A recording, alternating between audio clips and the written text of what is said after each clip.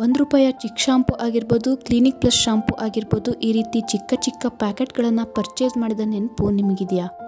ಇವತ್ತಿನ ದಿನಗಳಲ್ಲೂ ಕೂಡ ಎಷ್ಟೋ ಜನಗಳು ಇದನ್ನು ಪರ್ಚೇಸ್ ಮಾಡ್ತಾರೆ.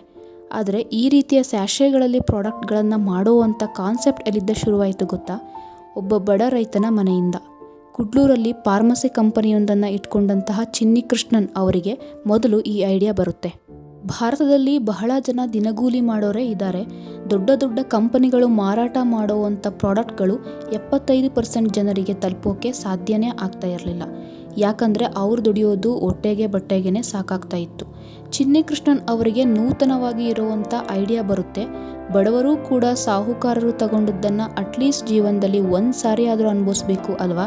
ಬರೀ 5% ಗ್ರಾಹಕರನ್ನು ಮಾತ್ರ ನಾನು ಯಾಕೆ ಆಕರ್ಷಣೆ ಮಾಡಬೇಕು?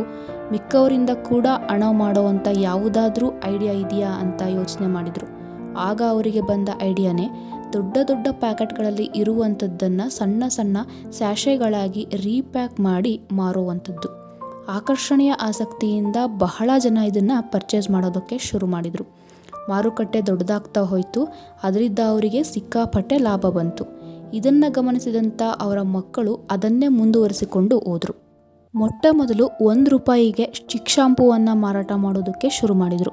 ಕೋಟ್ಯಾಂತರ ರೂಪಾಯಿ ಲಾಭ ನೋಡಿದರು. ಅಲ್ಲಿಂದ ಶುರುವಾದಂಥ ಸ್ಯಾಶೆಗಳು ಇವತ್ತು ಎಲ್ಲ ಕಡೆ ಎಲ್ಲ ಪ್ರಾಡಕ್ಟ್ಗಳಲ್ಲೂ ಲಭ್ಯವಿದೆ.